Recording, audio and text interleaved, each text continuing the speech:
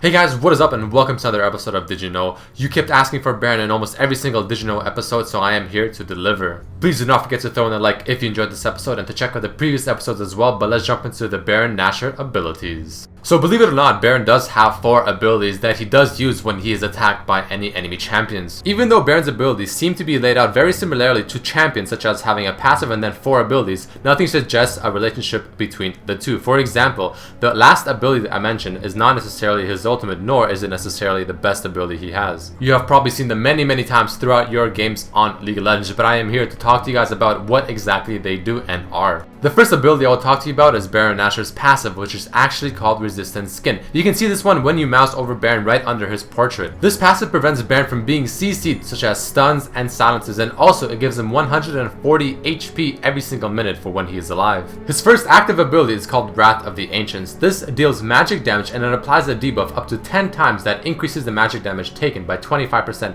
per stack. You have probably seen Baron do this ability on you quite often. This is the one where the ooze is dripping at you from the top. The second active ability that Baron has is called Voracious Corrosion. This one deals physical damage and it makes whoever is hit by it do 50% reduced damage to Baron. This ability, other than the fact that he does immense damage overall, is the sole reason as to why Baron is so extremely difficult to solo in the early to middle stages of the game. The next active ability Baron has is called Sweeping Blow. This is the one where you see Baron spin around with his head and he knocks all champions that are too close to him 600 range away. The last ability Baron has that he can activate is called Fluid Knockup or Propel. This is very similar to Cho'Gath's Rupture because this one puts a green puddle on the ground indicating where it will strike in a matter of seconds, and it knocks up and slows all the targets that are hit in that small AoE area. There's one very important thing to remember when doing Baron with your team, and that's if the enemy team decides to retaliate, aka try to stop you as you are doing it, and you have 10 stacks of the magic increased debuff on you that Baron can put, the enemy casters will be doing potentially 250% extra magic damage to you, so watch out for that.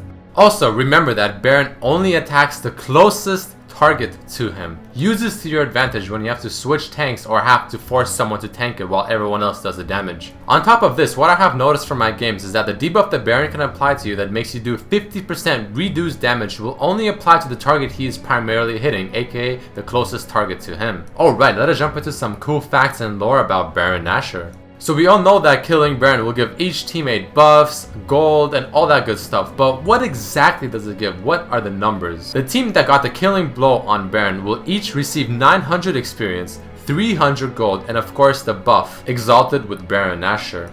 But you might also wonder, what stats does the buff give you exactly? Well, the buff tends to give you 40 AP and AD. It will give you 3% HP regen per 5 and also 1% mana regen per 5 seconds. Did you know that the icon that the Baron buff gives you is the same icon that is used for Kassadin's Q ability?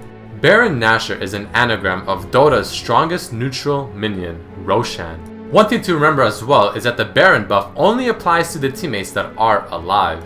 Did you know that Baron spawns 15 minutes into the game and takes 7 minutes to respawn once he is defeated?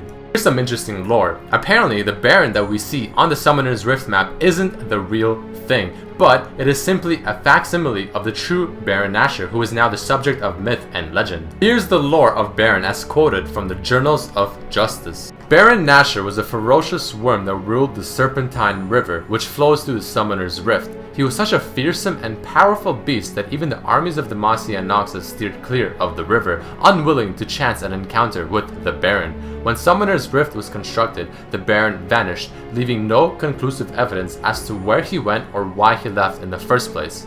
Obviously, the rumor mill has churned out many explanations, but we all know for sure is that the senior arcane architect for the Summoner's Rift arena was said to have crafted the version that you see today from no more than a molded scale and interviews with those who had seen the beast and lived. Did you know you cannot put wards or anything of the sort on top of Baron anymore? It will now just get auto pushed aside.